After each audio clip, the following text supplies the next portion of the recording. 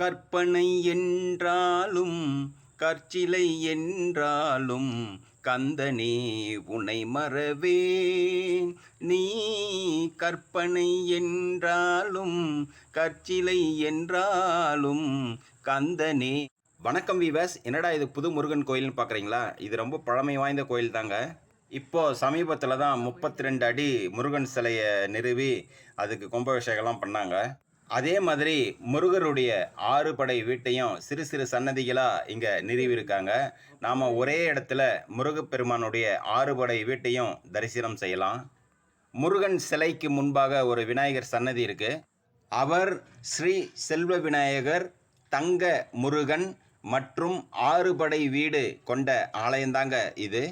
இந்த கோயில் எங்கே இருக்குன்னு பார்த்தீங்கன்னா, வேலூர் மாவட்டம் குடியாத்தம் காட்பாடி ரோடில் அமைந்துள்ள கேவி குப்பம் பக்கத்தில் பிகே புரத்தில் தாங்க இருக்குது இந்த கோவில்.